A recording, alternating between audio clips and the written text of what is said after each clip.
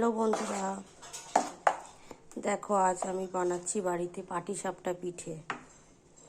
এই যে প্রথমে গোলাটা রেডি করে নিয়েছি, তারপরে এই যে কড়াই দিলাম গোলাটা।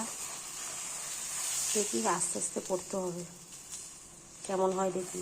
এবছর প্রথম শীতে প্রথম পাটিসাপটা বানাচ্ছি।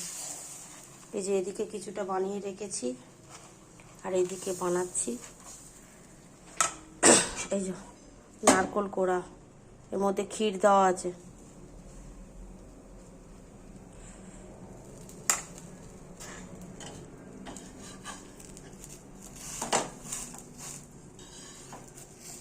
খেতে কেমন হবে জানি না, এবছর প্রথম পাটিসাপটা পিঠে বানাচ্ছি।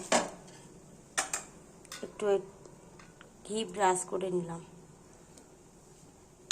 পিঠের মধ্যে।